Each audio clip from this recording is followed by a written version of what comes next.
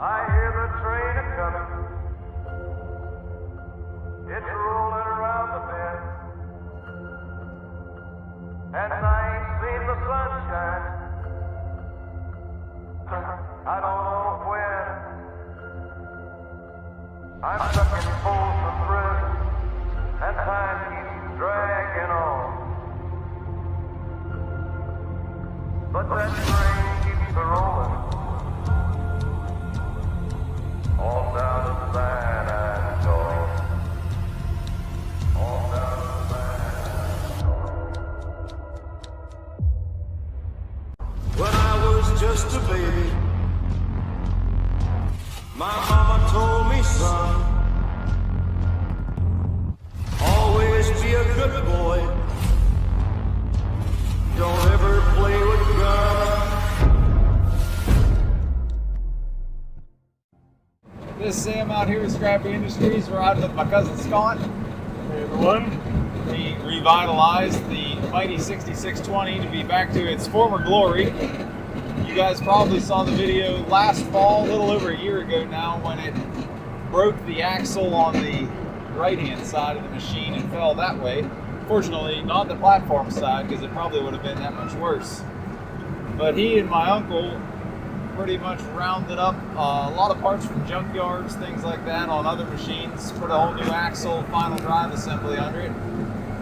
And you ended up doing both sides, I guess. Yep. Found a lower hour machine with less wear. What all did you change? Yeah, so after that, I mean, all the sheet metal on the right-hand side. We found a donor machine out in Tiffin, Ohio. Just had a guy that was parting out a bunch of machines and using the engines. And then, yeah, we drove out to Colfax, Iowa, which is just a little bit of east of Des Moines, and we picked up a feeder house and one final drive on that trip. And then we were really happy with the wear that we saw in the final drive we got from them, so we ended up having them ship out the left-hand final drive and pivot as well.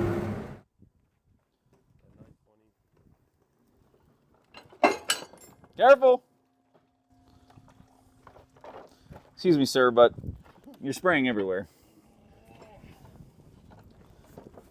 So that's what it looks like in one piece. There's a huge snap ring. I guess that snap ring's all that carries all the weight, right, Scott? Not the weight. Well, I mean, that's what keeps it all on there. Yeah. Oh yeah, this guy. That is kind of wild to me that that's all that holds that on there. We did put new bushings in where it pivots on that trunnion. That way we're hoping to never have that problem again. But that would be a good thing. Other than that, we took the radiator back off that we pretty much just put on before that happened. And everything was good and square inside there, like where it fell down on the tire. We just want to inspect it, make sure that the frame and all that stuff, where the engine mounts, is still good. So we inspected that. We got the new frame shell where the radiator mounts, because that was all dented in.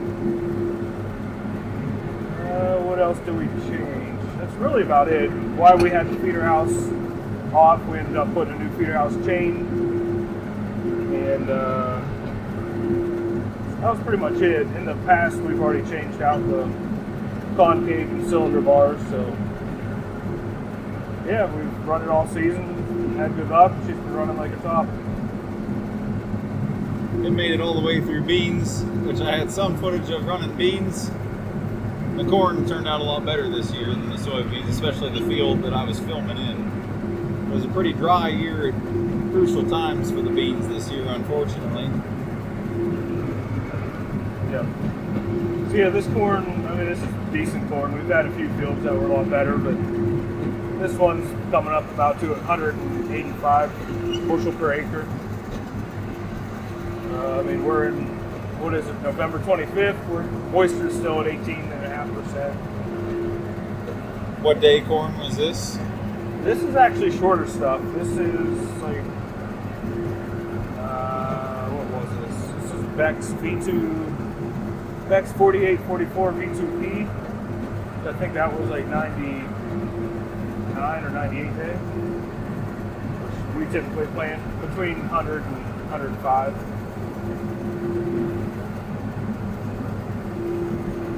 Just, I mean, with our beans and corn, we just had a very, very dry summer. So, like, for instance, this field was yielding much lower than what it did last time it was corn. Last time, I think we were well over 250 with this field. Now we're at 185.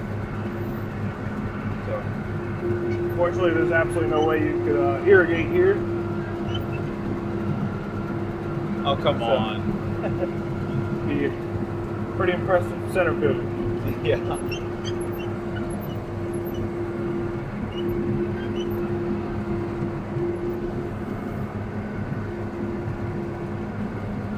Wyatt do any combine this year? Wyatt did do a little bit. He, I don't know, he was with his brother, so he didn't feel like coming out, Yeah. getting in.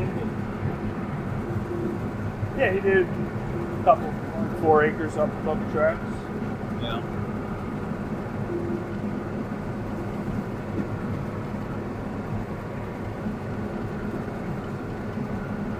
So when you're coming into a couple rows like this, you have to manually knock that down, right?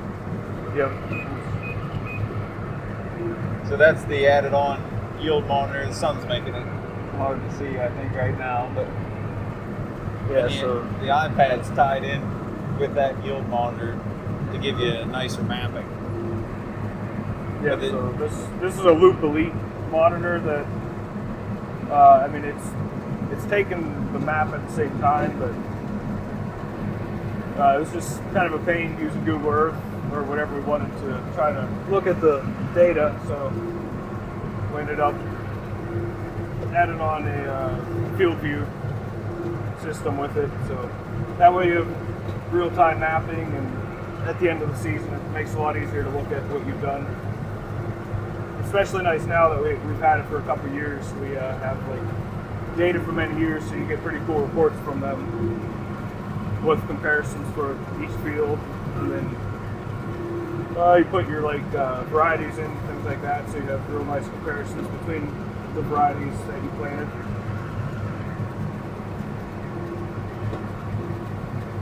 Like one of our fields, we actually had all 3 varieties planted in one, so it was like use that as a test plot.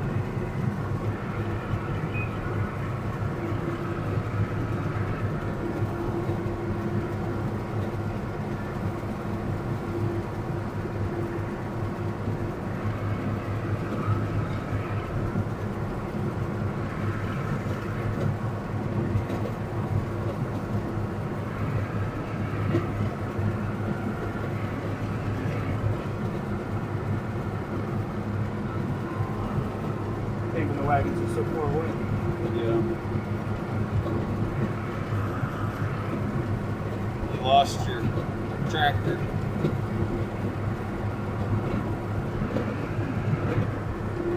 So yeah, we don't have a grain cart, we only have grafting wagons, so pretty much all loading is stationary. Just enough for you, that's it.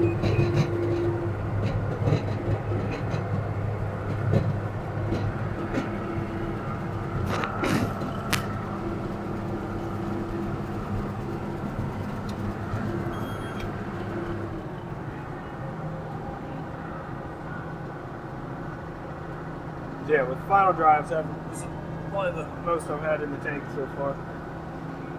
You'll be back to topping her off. I would. If it breaks, it breaks.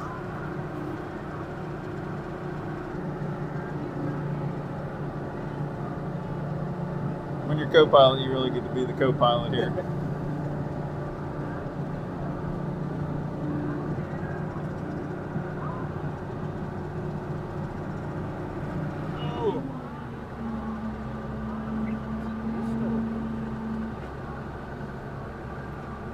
Not quite on the joystick yet.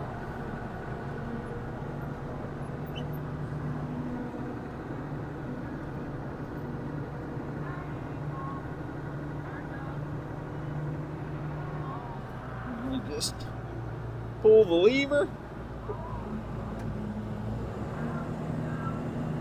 All it's doing is engaging a belt drive down below us.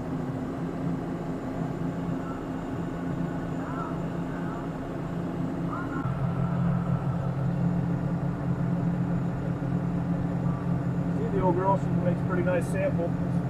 Can't get much cleaner than what it is. Right?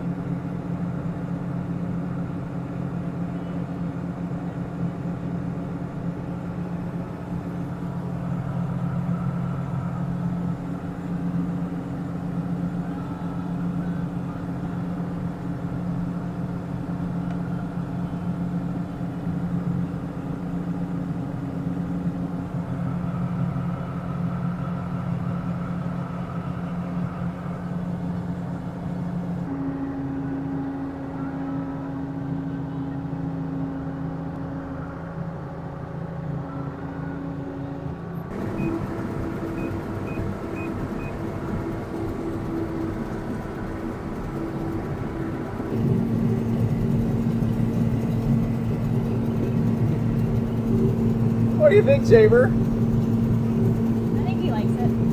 Your first combine ride? Yeah. He's not screaming. I haven't combined for probably a year or two. A little rusty here. Scott let me take the helm. Hopefully we don't break an axle. I don't think he combined last year. And I haven't combined for a couple of years.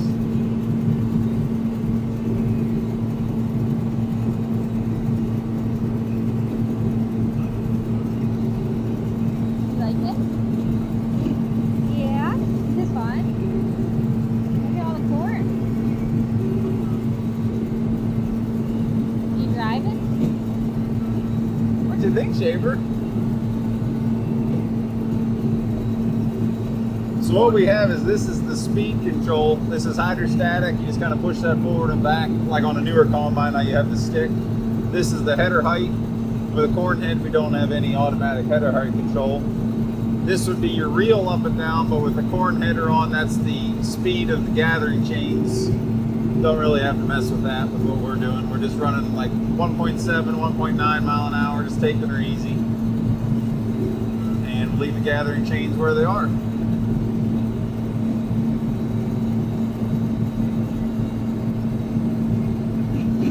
Running a rotor speed of about 300 RPM. Because we're in corn, we're not running that very fast.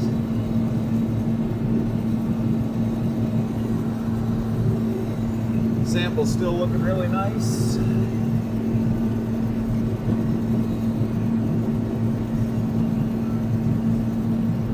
This outer pass, we're only yielding 114 bushel an acre because the deer eat so much of this outer part of the strip, unfortunately.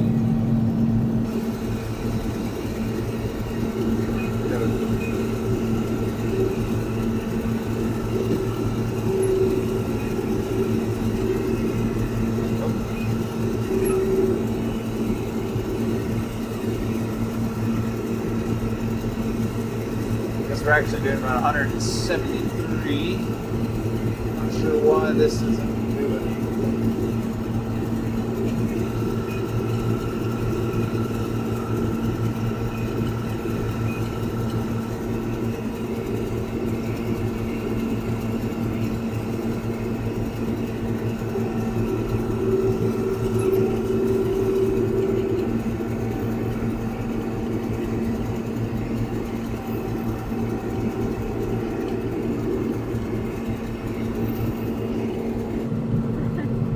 Hard to see.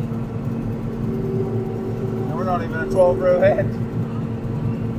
Well, there's also a fence behind it too. Yeah, and there's.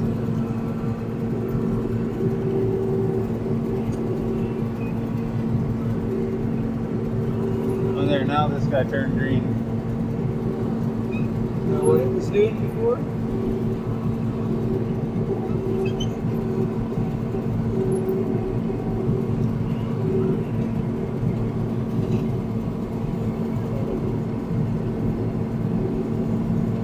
Show off kind of what is going on here. This is the actual yield monitor. It knows there's 6 rows running right now. It's calculating the yield off an impact plate. There's a little auger on the clean grain elevator, just like any combine has for moisture. And then it talking to the iPad that does nicer mapping as far as that goes.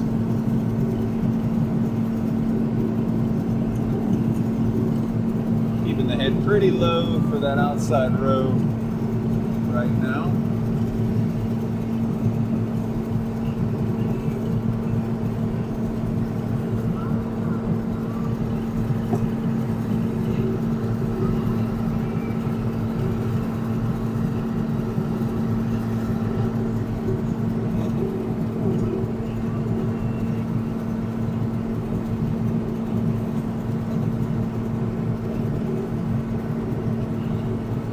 What do you think, Mrs. Poff? I haven't been up here in a while. Yeah. What do you think, Mr. Lincoln?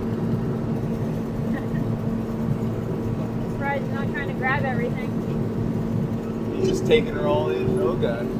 Yeah, it's really clogged up here. Well, that's where the planter has a lot of overlap. There we go.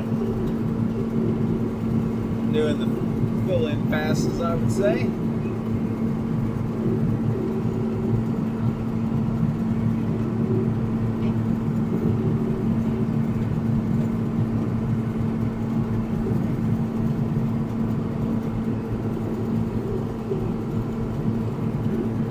there a monitor that tells you how full you are? Mainly just look back. Have to look? Yeah. I got you. No, this one, the grain tank is so short that pretty much you can see the whole way up. It's not like a newer combine where it fills the window very quickly and then you can't tell where it is. Yeah. So this is like a 1980s, I think later 80s combine. This is a Titan 2 6620. So it is the later of the 20 series combines.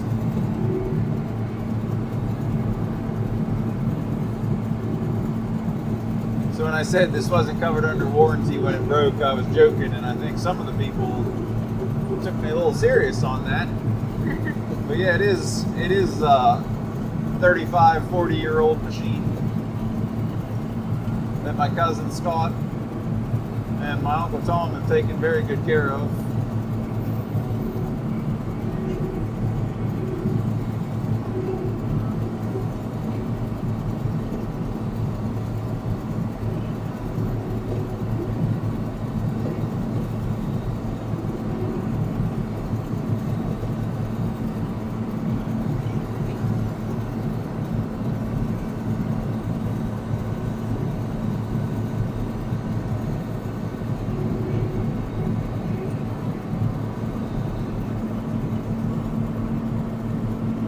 Come catch that from the other way.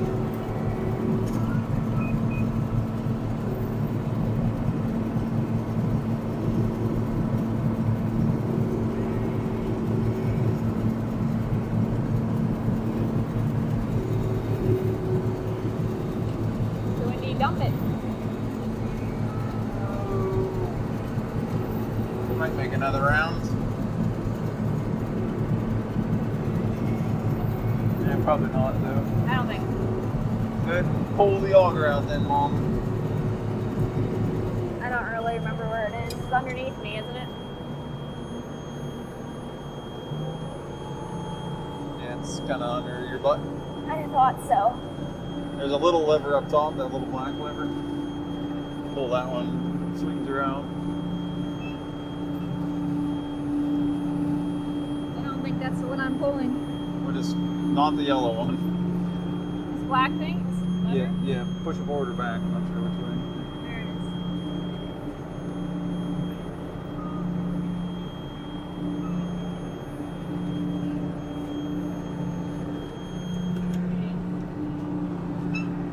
The other combine had a knob, I thought. Right, you did. You are correct, Armando.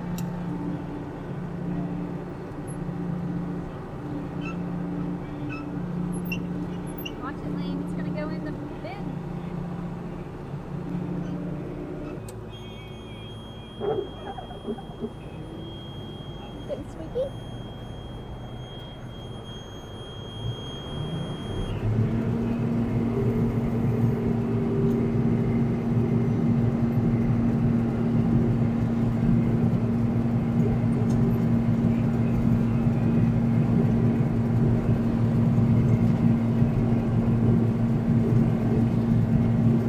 Getting the corn, buddy?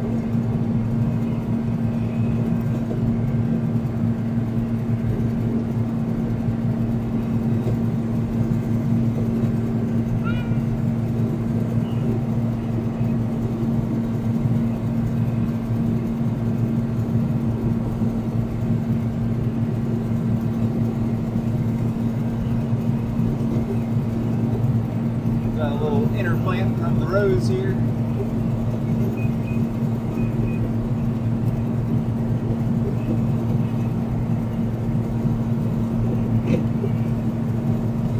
Yeah. Oh, whoopsies. Might want to try to pick a little bit of that up.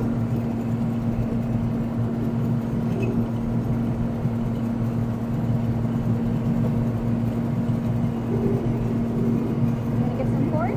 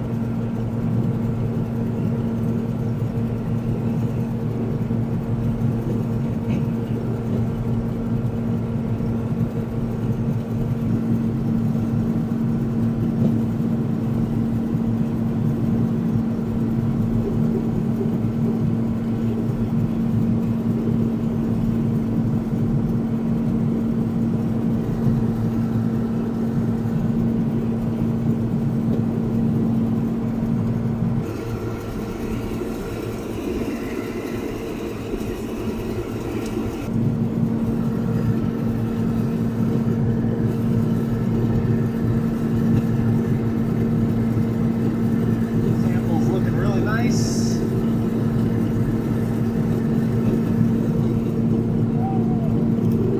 Wait for them.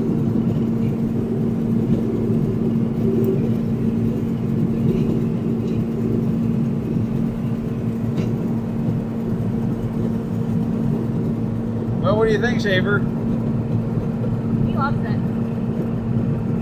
You gonna wave? Say hi. You're waving to Thomas and Scotty.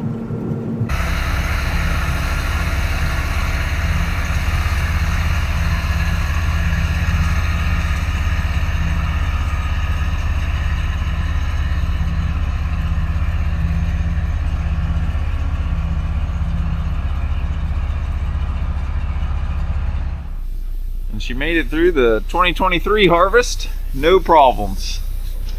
This is all the new final drive. This piece here, trunnion I guess you'd say, axle, whatever you want to call it, it's sheared off kind of right behind this piece here.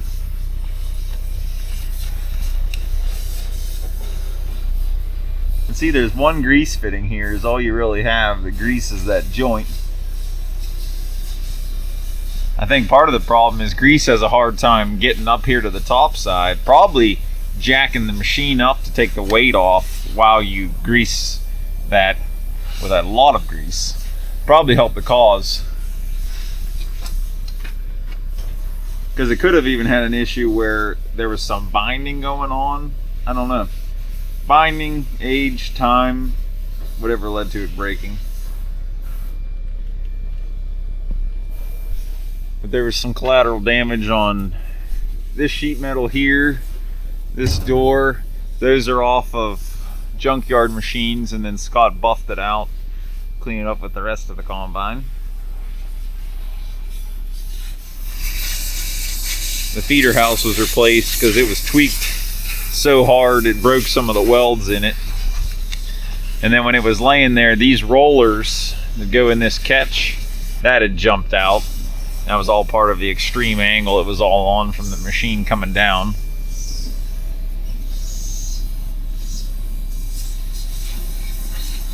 But it's all back together now. Hopefully it stays together. These lower hour machine finals and trunnions are all installed. Hopefully with a little less fatigue.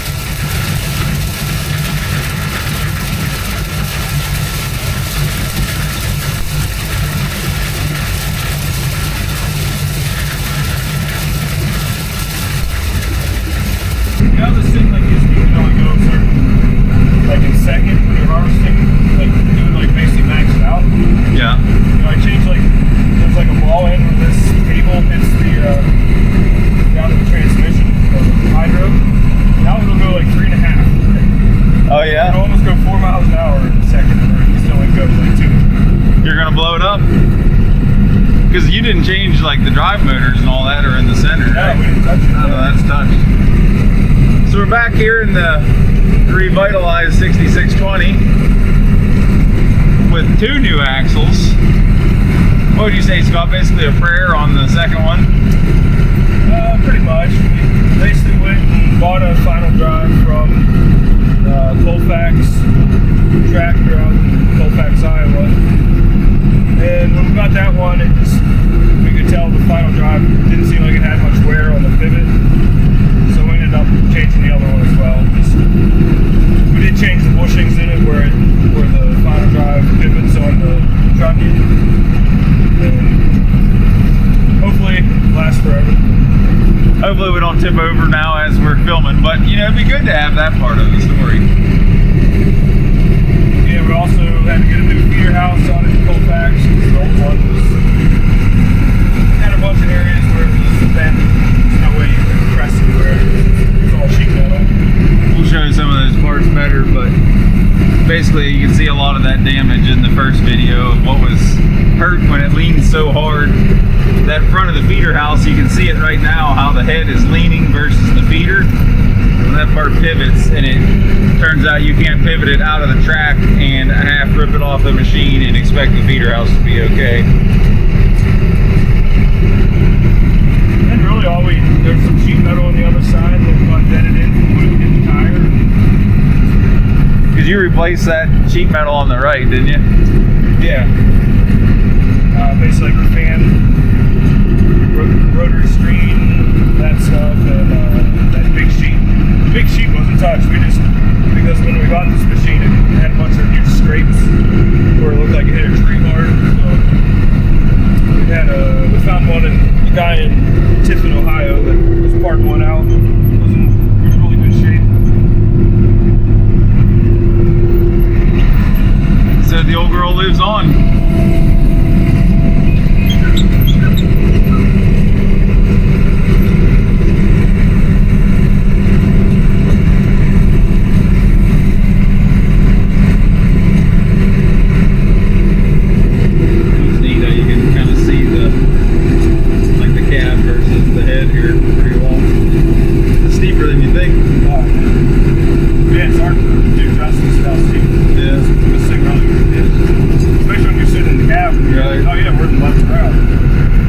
can see, this is the vertical of the cab versus the leading of the head in the side hill. We don't have too many flat fields here. And these poor beans, the worst feeling ones of a not great year when you don't get any rain. Yeah, unfortunately, this is our last strip, and this is by far, well, one other field that was really bad. This one, just like, some of the yields were in the 80s.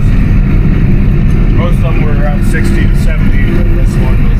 What it's calling in around 40. You can see our field map shows 36 average for the whole thing. So what's your setup here as far as yield monitor and mapping? So the yield monitor itself is a loop and leap. So that's actually pulling the yield, and then we have a field.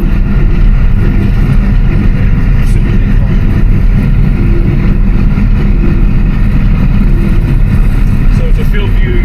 This is the cab view version where it plugs into this and gets the GPS signal and the mapping.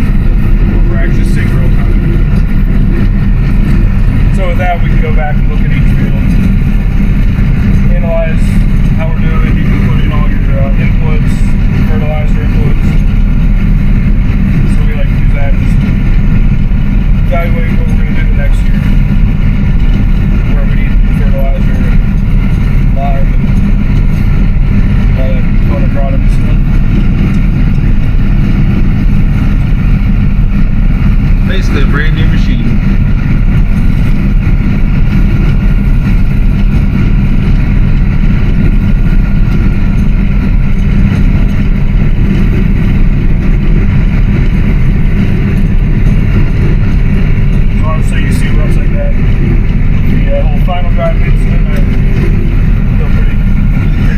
Take her easy now. I mean, I always did.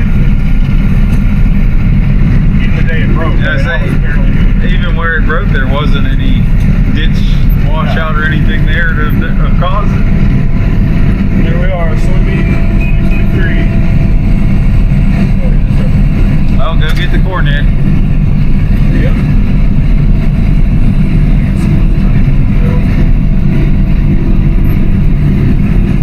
You didn't have enough to feed it in there.